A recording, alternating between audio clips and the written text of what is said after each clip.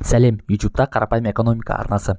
Бүгінгі шығарылым ерекше болмақ. Біз бүгін өте күшті қару туралы айтамыз. Бұл атом бомбасы емес, одан 100 тіпті 1000 есе қауіпті.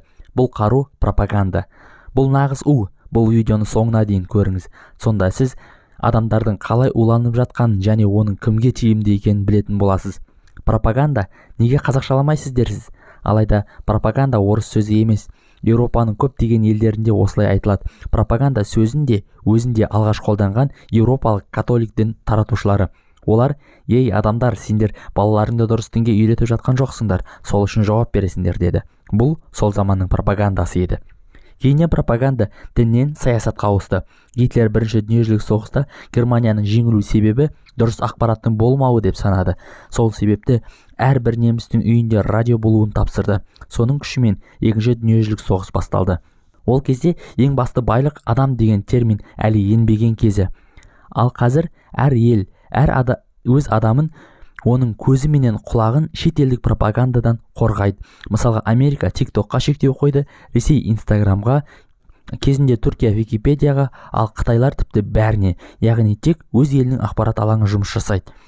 Олар ақмақ емес, бір нәрсені білетін шығар десем, оттаған сөз VPN бар, сол арқылы бәріне кіре береміз дерсіз. Билік сізден де жақсы білет, әсіресе сіздің қаншалықты жалқау екеніңізді. VPN көп нәрсені өзгерте алмайды. Себебі адамдар VPN арқылы кіруге ерінеді. Қай ақпарат алу оңай болса, соны көреді. Бұл Ресейде дәлелденді.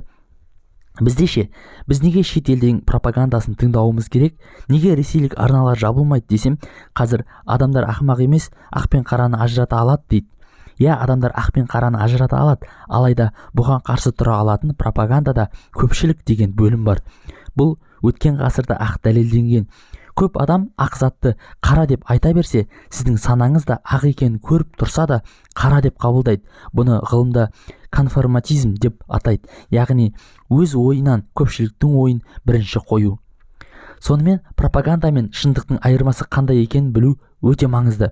Адамдарды сендіру үшін фактілер қолданады. Ал егер фактілер теріс болса, онда пропаганда келеді. Мысалға, кітап пен қағаздың көмегімен Мартин Лютер католик шіркеулерін құлатып, Еуропаның жартысын жаулап алды және протестанттарға айналдырды. Сонда адамдар жаппай бір нәрсеге сенді де пропаганданың әсерінен басқа сенімге ауысты.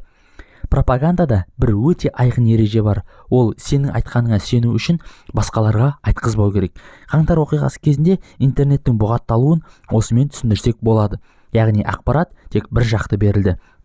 Кез келген пропаганданың мақсаты беріліп жатқан ақпаратты стереотип деңгейіне жеткізу. Мысалға, орыс ұлтының пропагандасы бойынша америкалықтарды қызтеке, ал өзбектерді жұмысшы етіп көрсетеді. Ал америкалықтардың пропагандасы бойынша Американы әлемді құтқарушы етіп көрсетеді, ал ыстан жалғауы бар елдерді терроризмнің ошағы ретінде қабылдайды. Осы тұрғыда қазақ елі үшін Ресей пропагандасы қатты әсер етуде. Бір жылдары Қытай басып алады деген ақпаратты қаптатқан осы орыстар еді.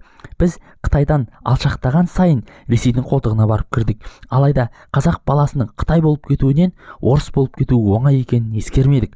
Осындай пропагандалық күшті қолдана отырып, енді Украинаға басып кірді, яғни Еуропаны жаман етіп көрсету арқылы.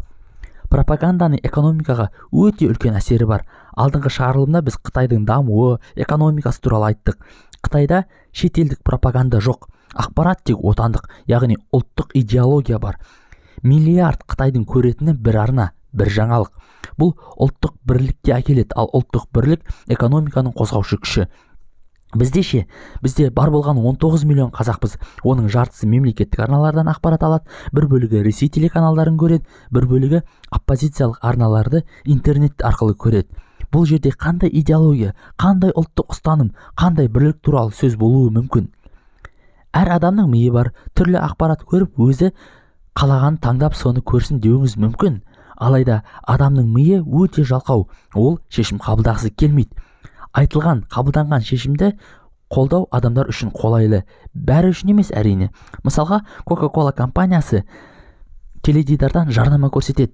Дәл жарнама көрген сәтте телефонын қолыңызға алып Coca-Cola'ға тапсырыс бермейсіз. Алайда ертеңіне дүкенге барғанда Coca-Cola'ны таңдайсыз, себебі Coca-Cola жарнамасында Coca-Cola ең керемет салқын сусын деген сөз болды.